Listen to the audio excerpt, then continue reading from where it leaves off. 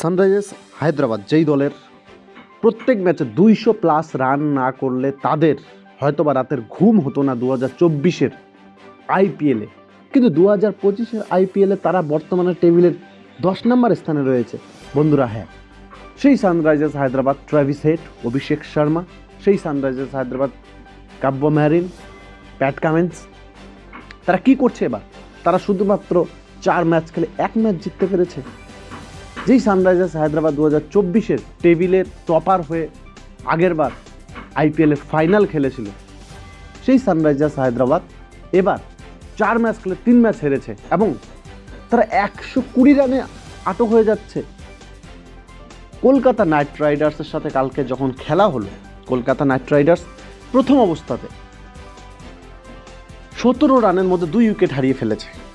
তার পরবর্তীতে আজিঙ্কা রাহানে এবং অঙ্কুশ রাঘবংশী দুইজনে ম্যাচটাকে সামলায় এবং তারা ধীরে ধীরে রান করে এক্সেলেটার দাবায় এবং ম্যাচটাকে এগিয়ে নিয়ে যায়। তারপরেও কেকেআরের কিন্তু রান হয়নি। রান হয়েছে গিয়ে লাস্ট 3 ওভারে, যখন ভেঙ্কটেশ আইয়ার মাত্র 22 বলে 50 করলো, 29 বলে 60 রান করলো ভেঙ্কটেশ আইয়ার। তারপরে কেকেআরের রান দাঁড়ালো গিয়ে 200 এবং সেই 200 রান তারা করতে নেবে সানরাইজার্স হায়দ্রাবাদ 120 রানে অল আউট। এ তো অবিশ্বাস্য।